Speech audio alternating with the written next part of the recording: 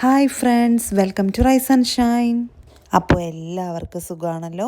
ഇന്ന് നമ്മൾ തയ്യാറാക്കാൻ പോകുന്നത് സൂപ്പർ ടേസ്റ്റായിട്ടുള്ള ഒരു ജീര റൈസാണേ. ഇത് ബാച്ചിലേഴ്സിനൊക്കെ ഒരുപാട് യൂസ്ഫുൾ ആയിട്ടുള്ള വീഡിയോ ആണ്, അതുകൊണ്ട് സ്കിപ്പ് ചെയ്യാതെ കാണണേ.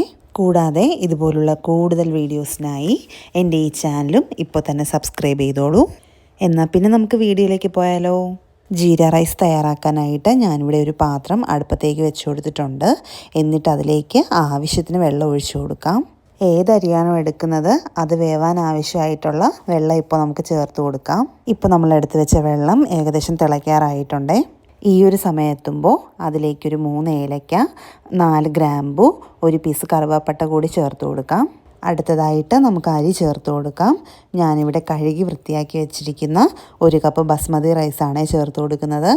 നമുക്കിതിന് വേണ്ടിയിട്ട് ഏത് റൈസ് വേണമെങ്കിലും എടുക്കാം.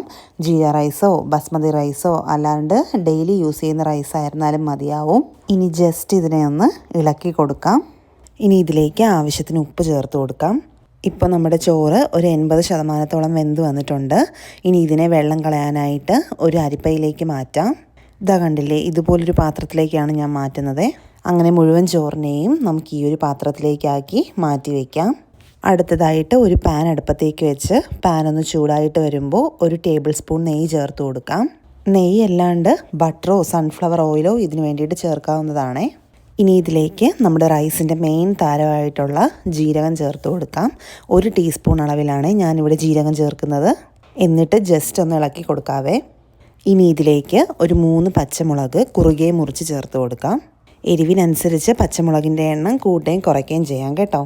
ഇനി ജസ്റ്റ് ഒന്ന് ഇളക്കി കൊടുക്കാം. ഇനി അടുത്തതായിട്ട് നമ്മൾ വെള്ളം കളഞ്ഞു വെച്ചിരിക്കുന്ന ചോറ് ഇതിലേക്ക് ചേർത്ത് കൊടുക്കാം. എന്നിട്ട് ഈ മസാലയുമായിട്ട് നന്നായിട്ടൊന്ന് മിക്സ് ചെയ്തെടുക്കാം. ഇപ്പം നമ്മുടെ ജീര റൈസ് ഇവിടെ റെഡിയായി കഴിഞ്ഞു. ഇനി ഇതിലേക്ക് ജസ്റ്റ് ഒരു ഫ്ലേവറിന് വേണ്ടിയിട്ട് കുറച്ച് മല്ലിയില കൂടി ചേർത്ത് കൊടുക്കാവേ. എന്നിട്ട് വീണ്ടും ഇതെല്ലാം കൂടി നന്നായിട്ടൊന്ന് മിക്സ് ചെയ്തെടുക്കാം. ഇപ്പം തന്നെ ജീരകത്തിൻ്റെയും മല്ലിയിലയുടെ ഒരു നല്ലൊരു മണം വരുന്നുണ്ട്. ഇനി ഇതിലേക്ക് ഒരു പകുതി നാരങ്ങാനീര് കൂടി ചേർത്ത് കൊടുക്കാം. എന്നിട്ട് വീണ്ടും നന്നായിട്ടൊന്ന് മിക്സ് ചെയ്തെടുക്കാം. അങ്ങനെ നമ്മുടെ ജീര റൈസ് ഇവിടെ റെഡിയായി കഴിഞ്ഞു. ഇനി നമ്മുടെ ജീര റൈസിന് കുറച്ച് ഡെക്കറേഷൻ കൂടി ആയാലോ. അതിന് വേണ്ടിയിട്ട് ഇതിലേക്ക് കുറച്ച് അണ്ടിപ്പരിപ്പും ഉണക്കമുന്തിരിയും നെയ്യിലിട്ട് വറുത്ത് ചേർത്ത് കൊടുക്കുന്നുണ്ട്. ഇനി നമ്മുടെ ജീര റൈസിനെ നമുക്കൊരു പാത്രത്തിലേക്ക് മാറ്റാം.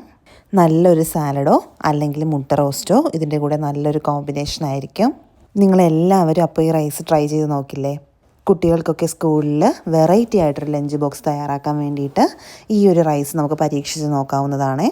അതുപോലെ ഡെയിലി ജോലിക്കൊക്കെ പോകുന്നവരായിരുന്നാലും ബാച്ചിലേഴ്സിനായിരുന്നാലും ഈ ഒരു റെസിപ്പി വളരെ യൂസ്ഫുള്ളായിരിക്കും. അപ്പോൾ എങ്ങനെ, എൻ്റെ ഈ റെസിപ്പി നിങ്ങൾക്ക് എല്ലാവർക്കും ഇഷ്ടമായോ? ഇഷ്ടമായെങ്കിൽ ലൈക്കും കമൻറ്റും ചെയ്യാൻ മറക്കല്ലേ. കൂടാതെ ഇതുപോലുള്ള കൂടുതൽ വീഡിയോസിനായി എൻ്റെ ഈ ചാനലും ഇപ്പോൾ തന്നെ സബ്സ്ക്രൈബ് ചെയ്ത് വെച്ചോളൂ. അപ്പോൾ ഇന്നത്തെ വീഡിയോ ഇത്രയേ ഉള്ളൂ. ഇതുപോലൊരു വീഡിയോയുമായി വീണ്ടും കാണുന്നത് വരെ ബൈ ബൈ.